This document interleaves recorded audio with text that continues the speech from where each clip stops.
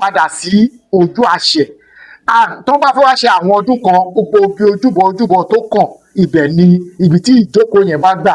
ibẹ̀ náà máa gbà lọ Temple Ọbàtálá náà máa ti ń take decision tí Ọ̀ṣun Òsì bá fẹ́ jáde now ká wá sọ pé ókè o torí pé wọ́n ní àgbàlá ààfin tó tóbi tó jẹ́ ààfin ìgbàlódé kan wá nítorí pé àwọn ti níyẹn àwọn ò ní lọ síbi tí àwọn bàbá láwọn tí wọ́n ti ń pàṣẹ so decision tó bá tèkì nínú ààfin ìgbàlódé yẹn decision tara wọn ni torí pé wọn ò pe àwọn ò nílẹ̀ síbẹ̀ now ká wá ibi tí a bá gùnkè ibẹ̀ náà là á bá sọ̀kalẹ̀ ní ti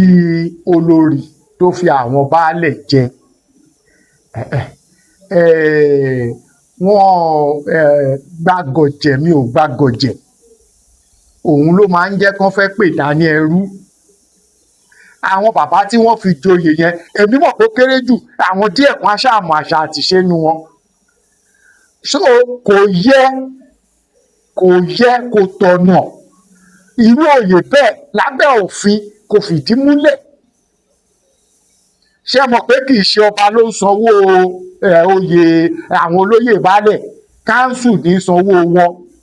káńsù ló dẹ̀ ń sanwó oṣù ọba láti ọwọ́ ìjọba ìpínlẹ̀ ó yẹ kí ìjọba ìpínlẹ̀ ṣe àyẹ̀wò sí irú òye bẹ́ẹ̀ ń jíjẹ gbogbo nǹkan ló nílànà constitutionally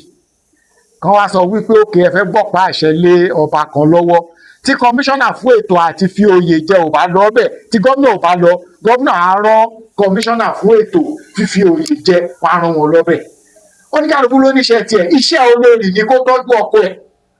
iṣẹ́ olórí ni kó mójútó ọ̀rọ̀ àwọn obìnrin ìlú tó bá kó lọ́ba kò sí tọkọ olórí ọba pẹ̀lú pé à ń fìyàn joyè ìyẹn ni pé olórí ò ní àṣẹ láti fi kò sí lábẹ́ òfin ilẹ̀ Yorùbá ìṣẹ̀ṣe àti àṣà ilẹ̀ Yorùbá ò faramọ́ torí tá a bá fi rọ́gbò òtítọ́ lójú lẹ́yìn àwọn ọmọ tá a bá bí lọ́la tó bá rí nǹkan bẹ́ẹ̀ wọn ò ní mọ̀ pé kò tọ̀nà. Olóòrè tí wọ́n láti ẹnu ààrẹ àti ìdásílẹ̀ ẹgbẹ́ ìṣọ̀kan ìgbà lágbàáyé ọmọọba Abdulateef Adékúnlé Adégoróyè yìí ìfàgbọ́ ìṣàkóso yìí. Ká tó máa lọ lótú ṣe rí ó yẹ ká kọ́kọ́ dúpẹ́ lọ́wọ́ gbogbo èèyàn tí wọ́n gbárùkù ti olóyè Sunday Adéyẹmọ Ìgbòho Òòṣà tí àwa náà jẹ́ ìkan gbòógì nínú wọn wọ́n pé ó yẹ ká dá ètò kan ṣe fóun fún rẹ̀ lọ́tọ̀ ni torí náà. ààrẹ ẹsẹ mẹ́tọ̀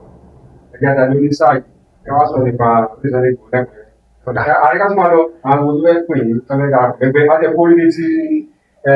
ìkùntẹ́lújọba àpapọ̀ lè nà fún wa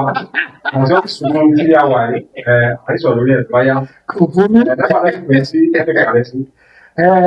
nọ́mbà tó lè pè mí sí 081 46 66 0288 081 46 66 0288 ni nọ́mbà tí wọ́n lè pe ààrẹ ìṣọ̀kan Yorùbá sí ṣùgbọ́n ìkìlọ̀ ni o ẹnikẹ́ni tó bá fẹ́ pè á fi ọ̀rọ̀ àfààyè gba ọ̀rọ̀ àlùfàǹṣà kankan látọ̀dọ̀ ẹnikẹ́ni o bó ṣe jẹ́ ní ẹ̀rọ ètò ẹ ṣé.